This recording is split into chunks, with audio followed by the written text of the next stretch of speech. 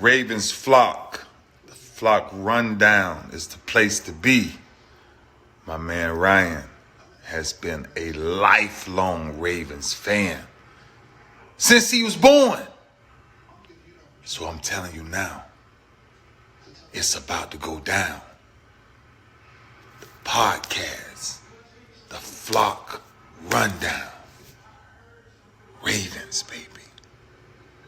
Nothing gets better than waking up and wondering how high we can fly. Tune in. Motionless brainwaves attempt to swim their way to sense, can't tame the untamed. Appreciate you, Ray. What's up, Ravens fans? My name is Ryan, and welcome back to another episode of the Flock Rundown. So it's official. The Ravens placed the franchise tag on Justin Madubuike today. Not a big surprise. I was hoping a long-term deal could get done. It doesn't mean that a long-term deal won't get done. I think the franchise tag deadline just spurred this action. They obviously haven't got a deal done. They haven't agreed on terms, so that's not great, but we've seen this many times where the deadline comes, you throw the tag on them, and then you have until July 15th to actually get a long-term deal done. If not, then he's going to play on that 1 year. And the consequences of playing on this 1 year tag are only really the salary cap situation. It's a $22.1 million hit, fully guaranteed deal if he plays on this franchise tag, and that would be the salary cap number. The Ravens only have $11.8 million in cap space right now, and that's without the Aguilar deal being announced. So they don't even have enough space to fit this franchise tag under the cap, and by March 13th next week, they need to be under the cap. Every team has to be under the cap. So expect a lot of moves this week, a lot of restructures, maybe a cut. I would say the only person I could see being released is Tyus Bowser. I think that clears like a little over $5 million, and he wasn't on the team at all last year anyway, so that's kind of came to an abrupt end, but he's most likely going to get cut. That'll save us some money, but then I would imagine the rest of the money comes from restructuring. You got Lamar Jackson you can restructure, you got Mark Andrews, Marcus Williams, maybe Marlon Humphrey. Ronnie Stanley could potentially take a pay cut. It's just those big contracts that you're able to manipulate. Roquan Smith's another one. You can manipulate the numbers, and you know that they're going to stay on the roster. You can extend a couple years and move the money around and free up some space. So we could definitely do that with Lamar and some other guys, and I would expect something like that's happening this week. It has to. I mean, we don't have enough to put Madubuike on our cap right now, but we franchise tagged him. So another option is that they keep talking aggressively, and before March 13th, an extension gets done with Madubuike, and that year one cap number won't be $22 million. We can spread that out,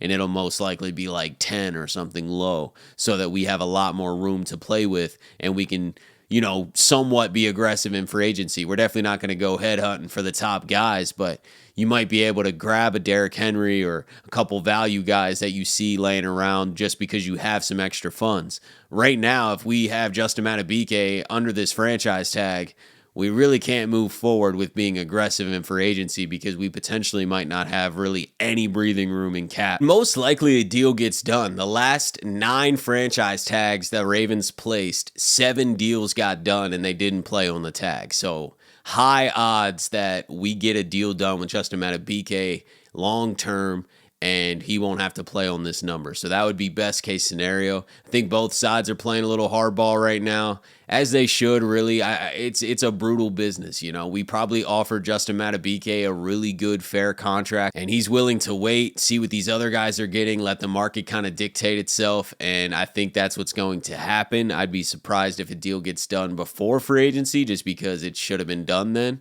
So it seems like they're going to let this market kind of reveal itself. Let the top guy get paid, which is Chris Jones right now, Christian Wilkins, and then Madubuike is right there. So he's going to get right underneath them. But by waiting, you allow that framework to reveal itself, and it kind of sets you up nicely to negotiate and agree on a fair deal, which I think both sides are going to get this done. It's just a waiting game at this point. We'll see what these deals look like when they come out. Hopefully it doesn't take too long, because the Ravens kind of got to pause their free agency plans. You can't be too aggressive when you don't know if you have to keep that $22 million cap number or not. I'm going to imagine that they're just pretty much assuming that something's going to get done and you won't have to carry that, but they're not going to go spending a lot until something is agreed with Justin Madubuike so that they know exactly how much money they're going to have, how much freedom, and how aggressive they can potentially be. If you have to play with Justin Madubuike under that cap, the Ravens are not going to be aggressive in free agency. You still have to pay all your draft picks too. So the Ravens are really tight against the cap. We need a long-term deal done with Justin Madubuike so that we can have some breathing room and go get a guy like Derrick Henry or whoever else they want to seek in free agency. Let me know what you guys think to this situation. How did you react to the news? And as always, guys, I appreciate you tuning in to another episode of the Flock Rundown. Have a beautiful rest of your day, and I'll talk to you guys soon. Motionless brainwaves attempt to swim there where the sense can't tame the untamed.